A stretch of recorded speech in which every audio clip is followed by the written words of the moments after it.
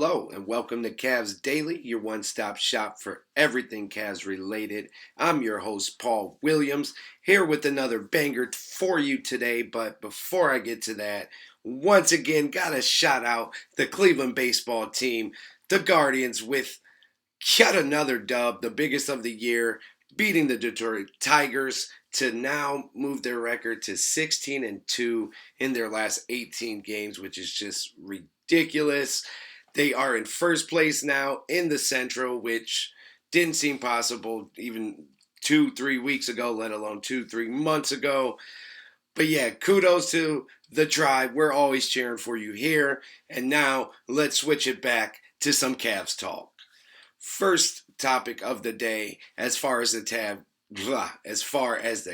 go, is Cavs president Kobe Altman once again making moves. And I know Mike Gansey is the GM, but Altman is still obviously very involved with all of the moves that are made for the Cavs. And he had a busy day today for sure after being mostly quiet for the past couple months since acquiring Lonzo and Larry Nance. Seemed like the Cavs were pretty settled. There were a little bit of rumblings about Malik Beasley, and I think the transactions today probably rule Malik Beasley Cavs reunion out for now, but I'm very okay with the day that the Cavs had. Don't know where this came from, but the biggest need that I pointed out last week on Cavs Daily, they hit the nail on the coffin to me. And it's just interesting because I also touched on a Kevin Pelton article from ESPN talking about the Cavs' biggest need. And he said it was guard depth. And I just thought that was a ridiculous take since it seemed clear the Cavs' biggest need going into this season was big man depth and another reliable big man you can actually play a few important minutes here and there if needed. Turns out that was the biggest thing on the Cavs' radar, and they did just about as good as you could do at this time of year. I mean, in late September, not too many free agents out there to pick from, especially ones that can be counted on or thought of as someone that can contribute in different ways to a championship level team. So, yeah, interesting day for sure. And all the moves that did happen, we're going to talk about them. I actually was planning on digging into the Cavs press conference today with Coach Kenny Atkinson and Kobe Altman, but with all the things that came out directly after, we might touch on a few of those things, but we'll really delve deep into those tomorrow. And for today, we'll stick with just the transactions because there were a lot of them. And from start to finish, I'll give as much detail as I can, talk about some of the impact that these players can have in this season ahead of us. And we'll also dig into that more as we move forward here, getting closer to the season, which is now within a month away. But yeah, well, not the first transaction of the day, but to me, the biggest transaction of the day is the Cavs signed ex-Pacer who tormented the Cavs in the playoffs last season, Thomas Bryant, to a one-year deal to kind of solidify that big man backup role that the Cavs have sorely needed for years now. They haven't had a proper big man that can really not just relieve minutes from Jared Allen and Evan Mobley, but also be there when one of them are out, even though they've been, knock on wood, pretty durable. Guys do miss games, besides Jared Allen last year, but guys do miss games, and I think Thomas Bryant is a huge pickup for the Cavs. I give it an A+++. To find someone like that this late in the game, someone that can really, really contribute to your team, and I mean, just fits in perfect right away for exactly what we needed. Whether he plays 2 minutes in 4 or 5 games in a row, and then even doesn't play a game here or there will be times where Thomas Bryant is an important piece of the Cleveland Cavaliers this season. Mark my words. And he is a very, very underrated player, I think. And I've always thought that, as he has shown glimpses when he has gotten time and opportunity, which hasn't been a ton. But just a little background on our new backup power forward slash center. Thomas Bryant is 6'10, 240 with a 7'6 wingspan. He was drafted in 2017 by Utah in the second round, the 42nd pick overall. He's bounced around a bit in his career, had some of his best seasons with Washington early on in his career. Played really well for the Lakers in 22-23, averaging 12 points, 7 rebounds, a little less than a block. And the Lakers were playing pretty good basketball. He asked for a trade and got the trade he was asking for and was traded to Denver, where he didn't really get much playing time, but he did get a ring that year. Um, Following year, he played in Miami, which he started last year in Miami as well before going to the Pacers mid-season, and then obviously finishing out with the Pacers and playing some key minutes here and there in the playoffs. He just turned 28 years old, so it's not like he's some old immobile guy who really isn't going to be able to do much on either side of the ball. He will definitely impact the offensive side of the ball, and playing with either Evan Mobley or Jared Allen pretty much at any time he'd be on the court, or Larry Nance.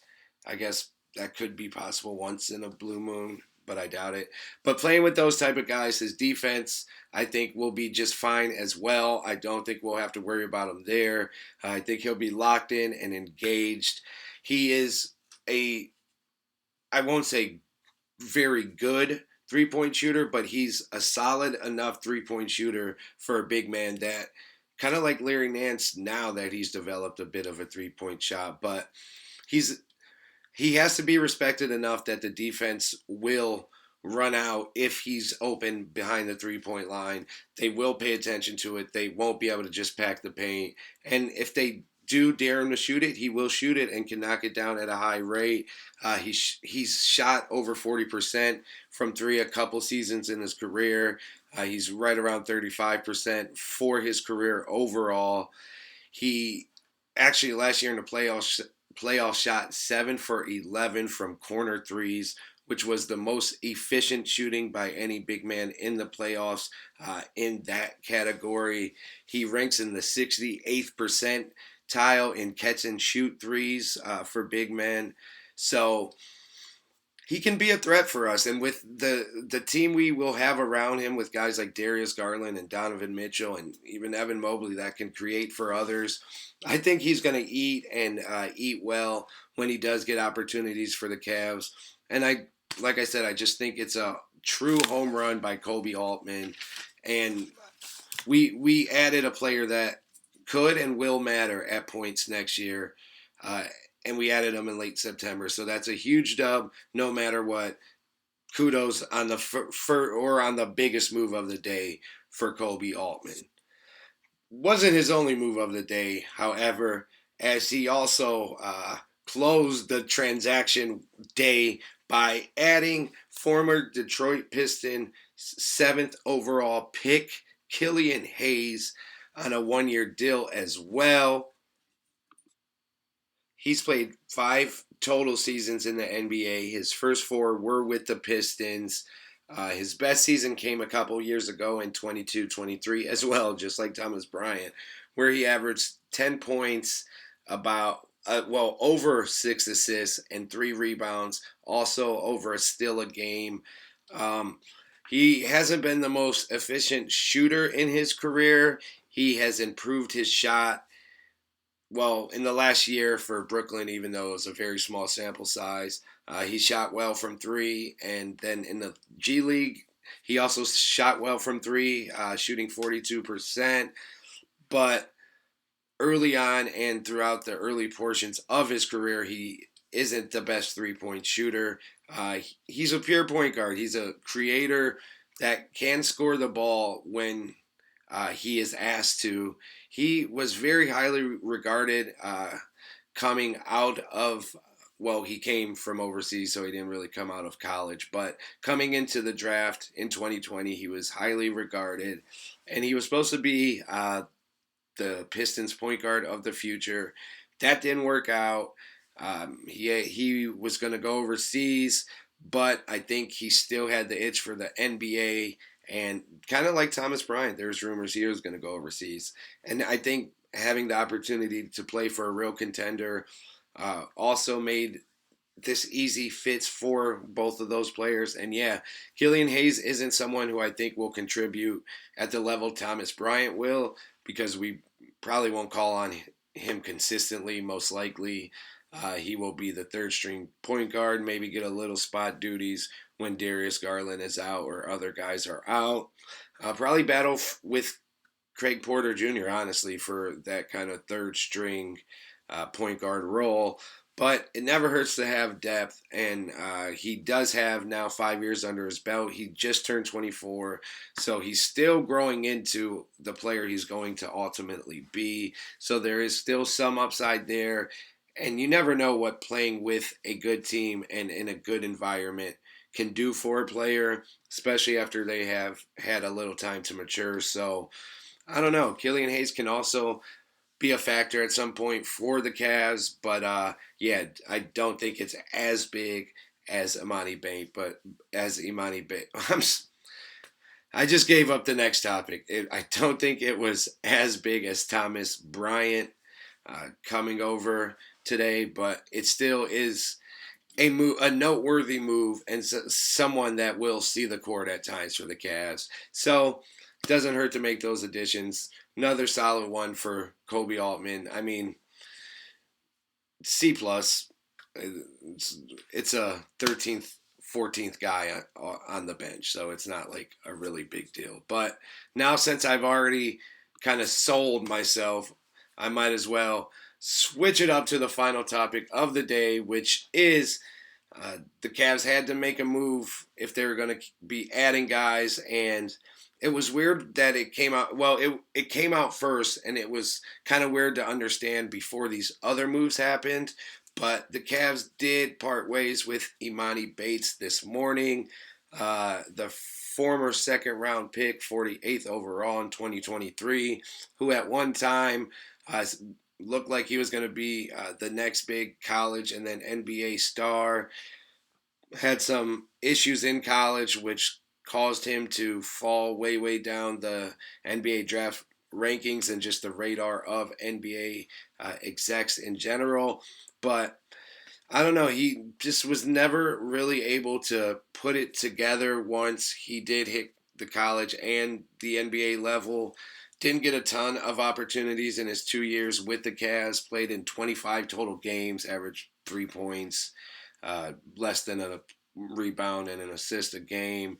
He was not very efficient, shooting 34% from the field and just over 30% from three. His numbers were higher in his time in the G League, but that was more just because he kind of had the super green light when he played in the G League, and he took a lot of shots, and he wasn't very efficient with those shots. He shot, well, first of all, he averaged 18 points, and he had averaged 18 and a half points this past season for the G League team, and the year before that, he averaged 20 points. But he did that shooting 17 times a game, and he only shot 37% from the field to go at 33% from the three-point line, 2 assists a game, just under 6 rebounds. So decent stats in the G League, nothing too crazy for a guy that's having the ball in his hands as much as he did for the Canton Charge. But yeah, he does have potential, and I think that was made clear when the Philadelphia 76ers immediately signed him once the news broke about him being cut. It was just a few hours before the news broke that he was signing with the Philadelphia 76ers. So clearly there are teams around the NBA who still see a lot of potential in him, and I don't know. It could be someone that comes back and bites us. He could turn into a guy, a role player, a productive player in the league. There are still different outcomes for Emoni Bates that are possible, but I trust the Cavs front office. There's a reason a lot of teams passed on him numerous times in the draft a couple years ago. I don't think he's shown a ton since then to make anyone lose much sleep over losing him. I do think the Cavs probably tried to trade him first, but there were no takers. So this was the inevitable outcome.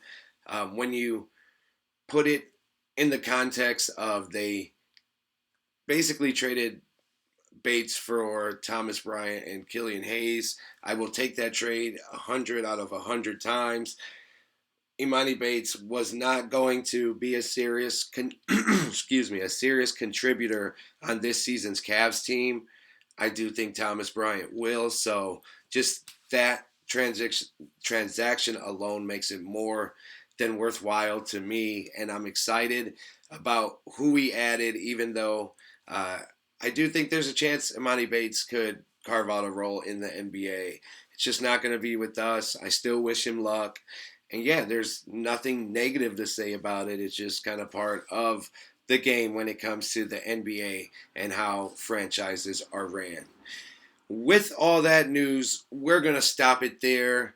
We will be digging into all this a lot more in the coming days. And also, like I said, we will talk very in depth about the press conference from earlier today. So stay tuned for that, which will be coming on tomorrow's episode. Until then, I appreciate you guys always tuning in. If you're watching to the end, thank you. If you can, like, subscribe, all that stuff, only if you enjoyed the video. Until tomorrow, have a great one. I'll see you guys later.